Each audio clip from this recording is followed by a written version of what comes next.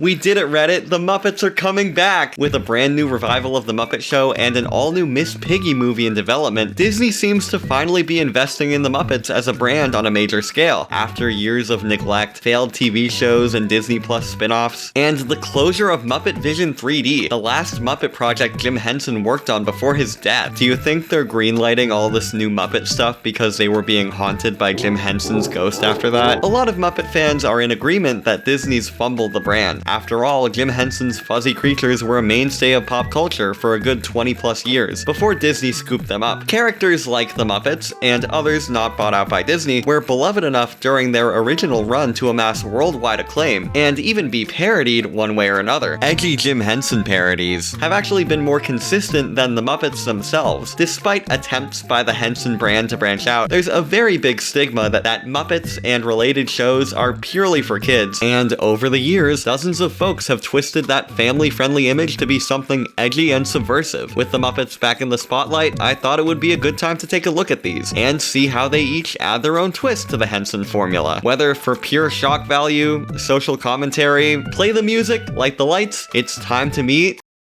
Sesame Street! What? Well, I did say I was gonna cover Muppet parodies, and Sesame Street's technically a different franchise owned by a different company. They were both the brainchild of Jim Henson. Also, I'm not going to talk about Avenue Q. Come on. I'm sure a lot of us have grown up with some version of Sesame Street, the OG preschool show that laid the foundation for pretty much any educational program aimed at kids. Because of its earnestness and long-term appeal, it's very easy to turn Sesame Street into something adult. Everyone here has seen this picture at one point in their lives. If you want a really good attempt at Sesame Street for grown-ups, have to take a trip down to Avenue Q. What a transition. This was a Broadway show that opened in 2003 and follows a set of characters in a fictional New York neighborhood as they sing goofy songs about adult problems, racism, porn, sex, drinking, abuse, lies, and the search for one's purpose in life. From what I knew about this show through osmosis, I really thought it would be all sex and racism, but Avenue Q really surprised me with how sweet it was. It's Sesame Street for grown-ups, but treats those heavy adult subjects at times with the same respect they would the number 3 or sharing or something. I mean, there is a lot of off-color humor, some of which hasn't aged the best. It's that Quirk Chungus sort of edgy humor where they're like, yep,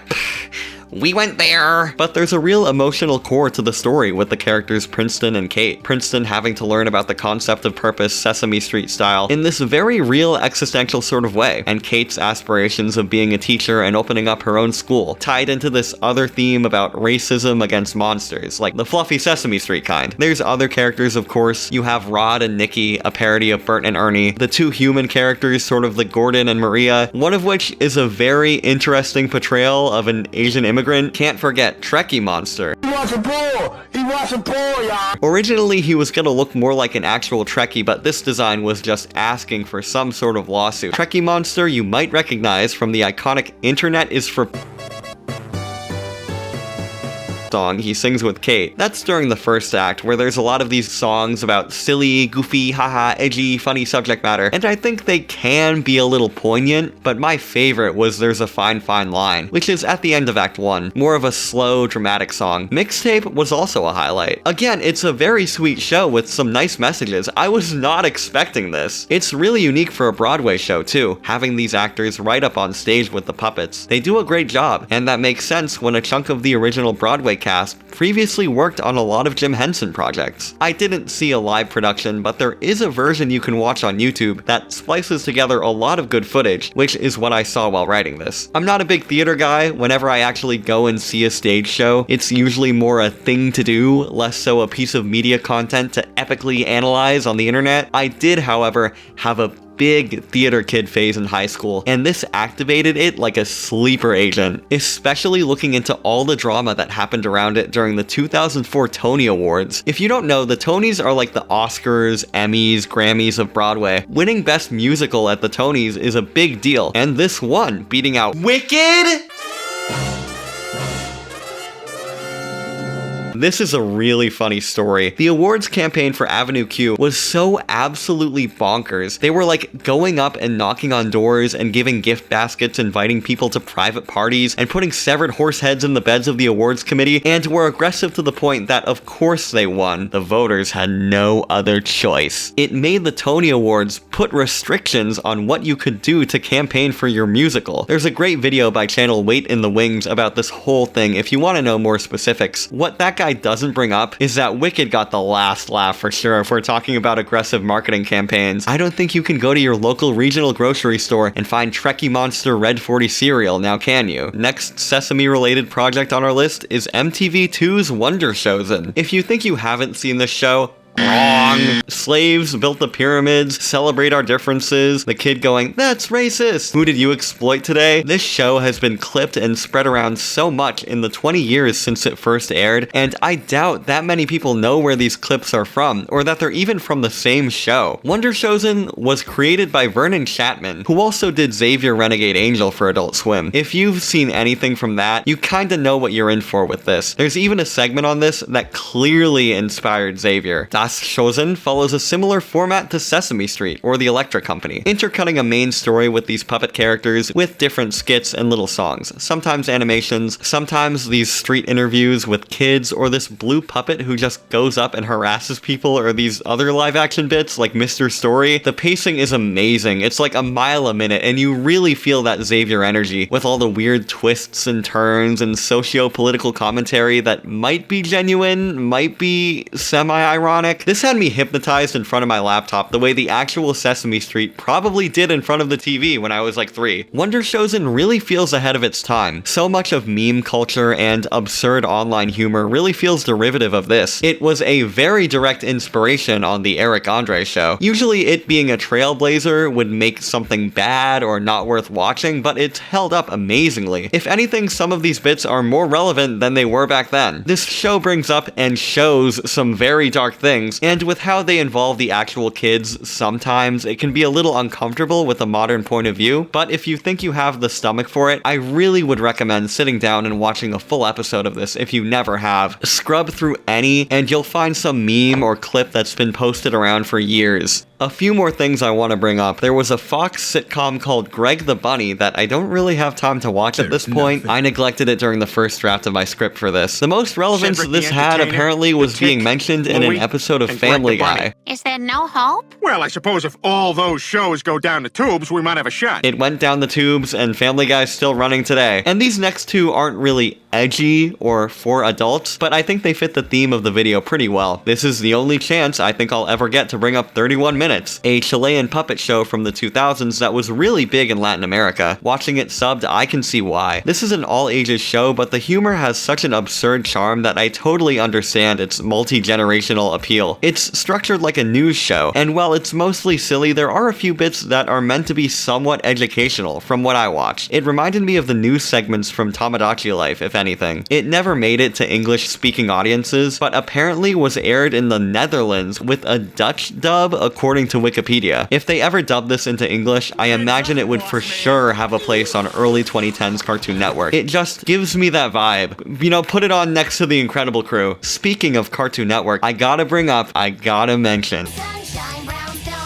my beloved. This was a pilot for Cartoon Network created by Audie Harrison, who like 3 of you may know for the other pilot he did, My Science Fiction Project. This was in a Rebel Taxi video 10 years ago. He also has a lot of really interesting credits. He directed that Scooby-Doo movie with the Velma lesbian subplot. He made that weird Disney variety show pitch, and created Barry Nice and Hot Dog Person for Uncle Grandpa. What an actual Chad. Sunshine Brownstone keeps up that Chad energy by basically being Wonder Chosen for kids. The pilot has that Sesame structure, cutting between the A-plot of this elephant ignoring his job and all these other little segments. There's an overarching lesson about pretending, but it really has nothing to do with anything and is more of a running gag. This was posted on CN's YouTube channel in 2018. I feel like by then, they were over this sort of show. The Stooge online reviewer reaction to things like Uncle Grandpa and Secret Mountain Fort Awesome probably scared them into not greenlighting this. This would have saved Cartoon Network in the late 2010s. Oh, but they greenlit the Fungies instead, and look where that got them. All these Sesame Street parodies, but what about the Muppet Show? You know, that thing I brought up in the intro? Where's the adult Muppet Show parody? Would you believe me if I said New Zealand in 1989? I did not care for Meet the Feebles. This was a really hard watch. There's a reason I put the Wonder Chosen segment before this, to prove that I'm not a prude. I usually have the stomach for this kind of thing, but I didn't find it funny or engaging enough to make up for how viscerally gross this is. This is a very technically accomplished movie, especially considering everything that went down during the production, but I wouldn't go out of my way to see this again, at least on my own. This is the kind of movie you show to your friends blind to see their reaction. Meet the Feebles follows the day in the life of a Muppet-esque troupe of animal performers. Intercut between rehearsals, we see all kinds of behind-the-scenes shenanigans. Drugs, murder, disease, sex, and so much more. There's no real main character. I mean, Heidi Hippo, the Miss Piggy, is sort of the main character, and famously ends up shooting everyone at the end. There's Bletch, the manager, and his assistant Trevor, who you could call the antagonists, but they're not really villains in the traditional sense. Just if you tallied up all the characters' misdeeds, they'd end up with the biggest score. Feebles was directed by Peter Jackson?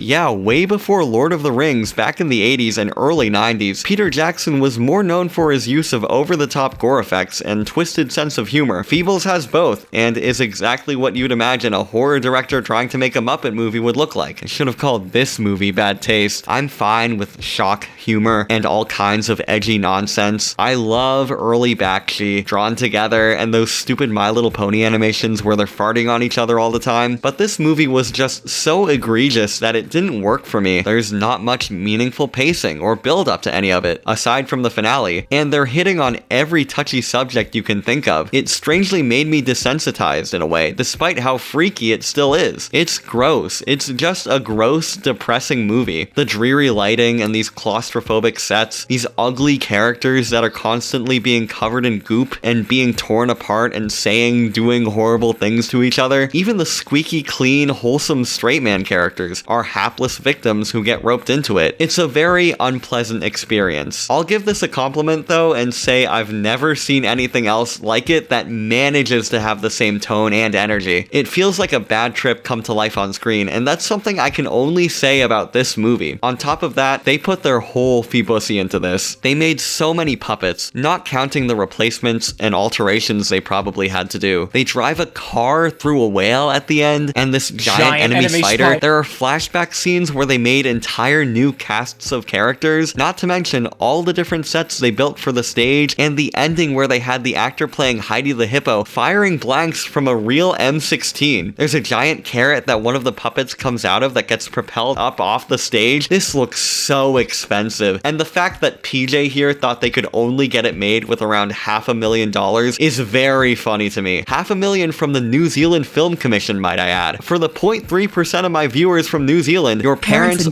grandparents' tax dollars probably went into funding this. Of course, it wasn't enough, and they ended up running out of money and time to get this made. There's a universe where Meet the Feebles is lost media. The fact that it even came out and is a 90-minute finished movie is something. I'd usually say a miracle, but I don't know. But if we're gonna focus on more positives, I thought the music was good. It's the one thing you might expect them to cheap out on, but they hired an actual songwriter. Apparently this dude wrote music for Play School, this long-running Australian preschool show. Not the only time we're gonna see a connection like that. The voice cast all does a great job. A lot of the characters end up being very distinct. There are even some bits of dialogue and situations that were kind of funny or clever, edgy or otherwise. I like how they characterize the Viet Cong as being super into economic theory, or the bit where the hedgehog is really into historical accuracy and keeps interrupting the rehearsal. There even is a pretty big setup and payoff with this director character's big musical number he keeps trying to push. It's one of the many things in this movie that was probably way funnier in the 90s. One more thing, in a recent Muppet show on Disney Plus, they have Peter Jackson cameo, and they reference Meet the Feebles like the events of the movie happened in universe. This is canon to the Muppets now. I'm not gonna recommend Meet the Feebles. I admired aspects of it, but I really don't ever want to have to sit through it again. It does go too far for my 2025 taste, but even then, I don't know if it's that or that this movie just isn't that funny to begin with. There have been so many of these since that the idea of Muppets saying the fuck word isn't as novel as it might have been to someone watching this in the 90s. Almost everything else we look at today has more appeal and depth, or at least tries to have depth. I went into this movie ready to give it a chance, ready to enjoy it. I really thought I'd have a glowing review of this, and would end up getting called out for defending such a heckin' problematic media, but I think it's gonna be the opposite. Now comes the part where I say the Happy Time Murders is better. You stink! Now, I don't think 2018's The Happy Time Murders is better than Meet the Feebles. I think there's more to this movie than people give it credit for, but it's by no means good. The Happy Time Murders was released by STX Entertainment, having been produced by the Jim Henson Company. I said the Jim Henson Company? The Jim Henson Company? The movie takes place in a gritty real-life California setting, with gruff PI Phil Phillips trying to solve a case involving a set of killings related to a famous children's puppet show. This is a world where puppets and humans coexist, ideally, but there's prejudice against puppets from the humans. Phil teams up with a police detective, who he used to be partners with before he got kicked off the force. Of course he got kicked off the force, this thing is full of tropes. He and his buddy cop sidekick, played by Melissa McCarthy, bicker, they clash, before ultimately going rogue and solving the case, defeating the very obvious twist villain, and becoming friends again. Aww. Let's rip the band-aid off. They really shot themselves in the foot casting Melissa McCarthy in this, or at least giving her the direction they did. In the years since Happy Time came out, she's won a few Oscars, so I don't doubt she can be good in other projects, but she brings this movie down so much. It's not just that her character isn't funny, or the dialogue she's given isn't funny, she just isn't a good actor in this. Period. There were multiple points in the movie where I thought her character was supposed to be like drunk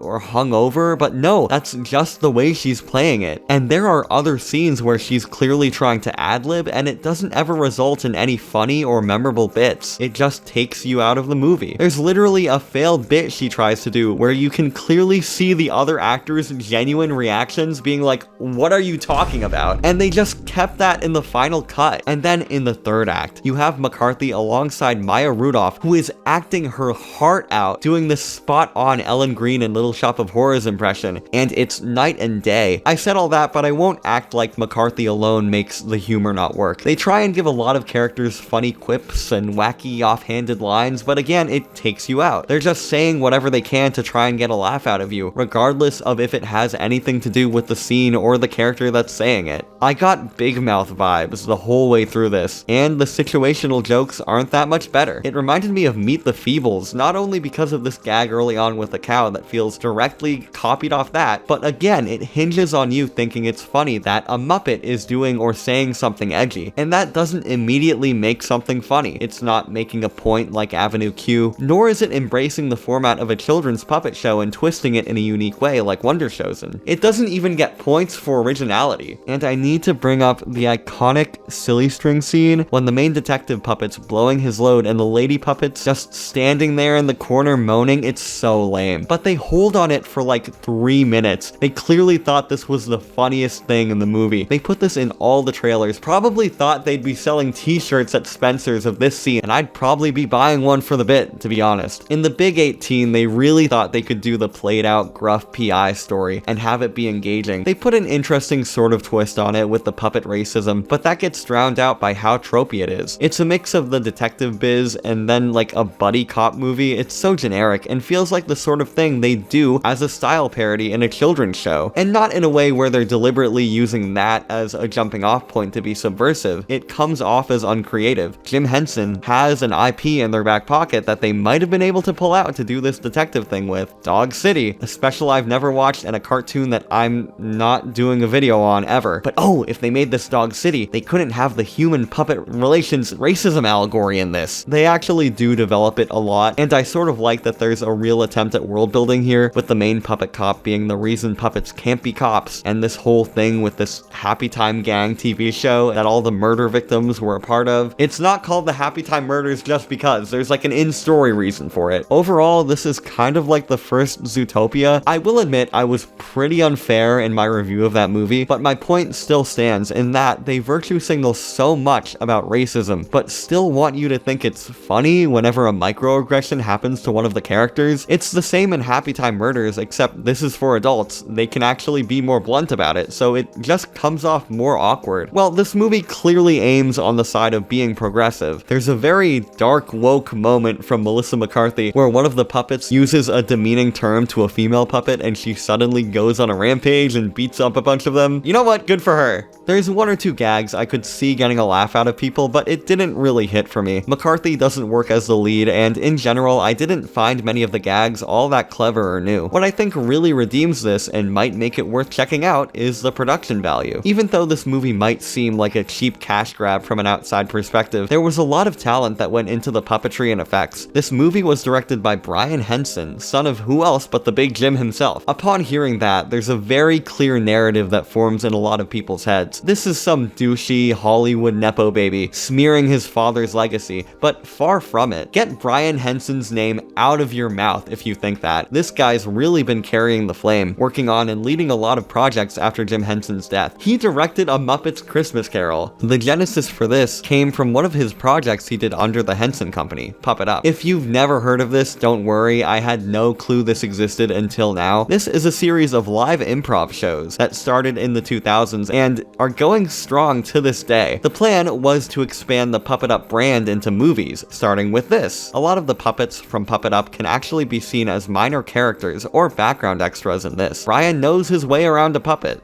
Or, you know, a way inside. This movie is so technically impressive. All the green screening and compositing they had to do, and the way they built these sets to accommodate the puppeteers, I think if you're a fan of puppetry and special effects, it's worth watching for that alone. Some of the cinematography is so good looking. The parts where they're in the main puppet's office or in the back alley behind the puppet speakeasy, it makes me mad how good the production value is for a movie this dumb. Happy Time Murders has soul, confirmed. They put a lot into this, and because of that, I honestly think it's not as horrible as it was made out to be. Melissa McCarthy deserved the Razzie for Worst Actress, but as one of the only Muppet or Muppet-adjacent projects that was coming out around the time, it's serviceable. When Happy Time Murders came out, it was the movie to hate that year. It's got a little more to it than what people were saying at the time, but not that much more. With a different writer and maybe a different lead, it could have been something really great. Apparently, like Cameron Diaz, Jamie Foxx, and a bunch of other people were considered for Melissa McCarthy's part. I want to see what that would have been like. Would have been epic. If you're curious about it, go check this out. I think this and Meet the Feebles were both the worst things I had to sit through today. Feebles at least accomplishes what it sets out to do. This wastes the talent and actual good ideas they had. Our next segment is a British musical adult puppet show from the early 2010s. It aired on a channel with a number after it. It's Mongrels!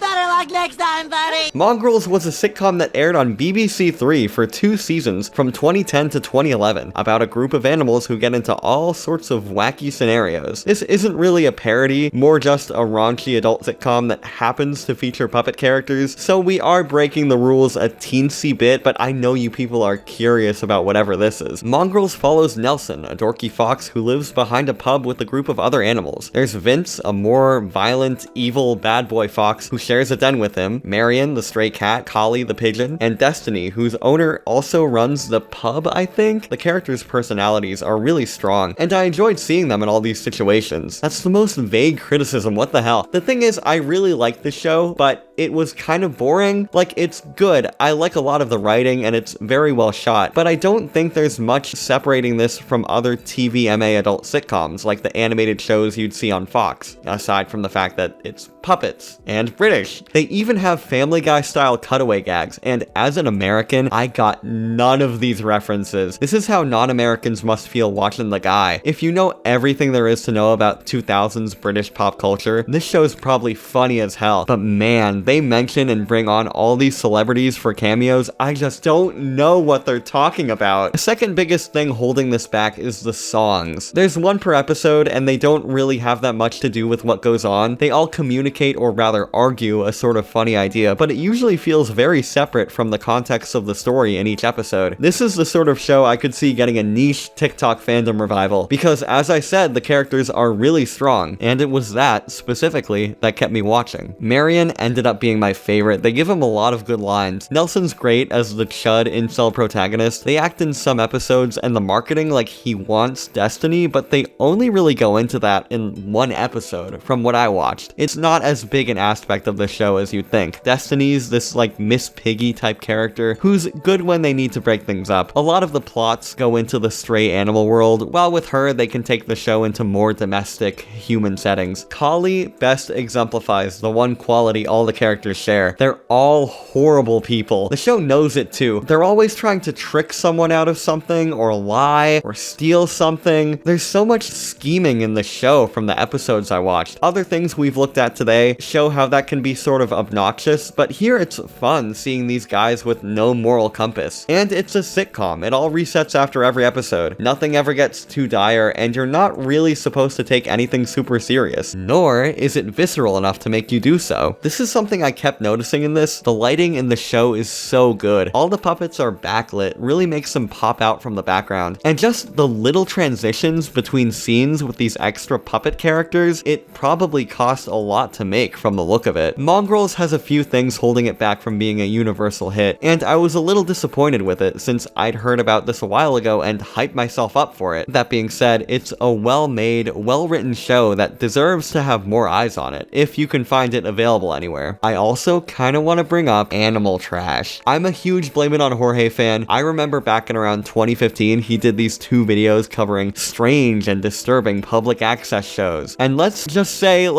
there's a certain image that describes the tone of these. And using practical effects, along with cheap yet creepy puppet designs, they go through adult-themed adventures, which can get rather gory and unusually sexual for a show that looks like this. Anyways, Animal Trash was an adult public access puppet show. Very crude humor, but it's pretty cleverly written. Clearly they wanted to make this a big thing, but it just never took off. The voice of this little saber-toothed cat character reminds me of Brooklyn Guy from SML, which is gonna be its own video because that is just such a giant rabbit hole. If I'm going to cover SML, like all you guys want me to, I need to do something longer. Last, but certainly not least, is Don't Hug Me, I'm Scared. Starting as a YouTube short by a small collective of artists, it evolved into a series and eventually a TV show, airing on the UK's Channel 4 in 2022. 11 years after the first short came out. This is a generational franchise. There's no way I wasn't going to talk about this. What else can I say? This series and all its episodes have been praised, analyzed to death. I have no unique take here. These are all awesome.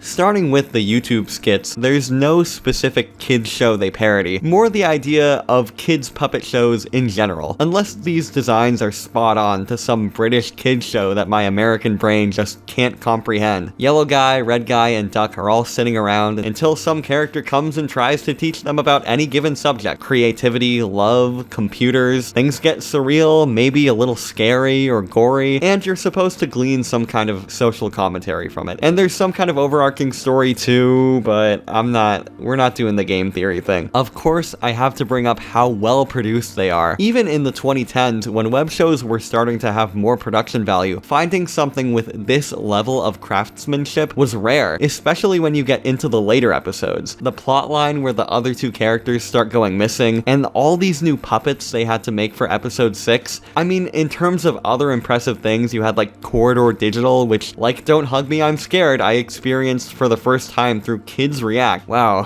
Kids React, just a whole trip down memory lane in this video. What's next? We're gonna bring up Simon's Cat. You don't want to know what happened with Simon's Cat. I honestly wasn't really up to rewatch Don't Hug Me, I'm Scared because it's an internet thing, and at that point I was sick of talking about internet things, but man, it was right up my alley. The kind of thing I'd watch regardless of if I had to do a video on it or not. I like things that are colorful, surreal, have a lot of thought, and clearly money put into them, and the songs in some of these are all-timers. Love Song from episode 3 Solos, the computer one's also great.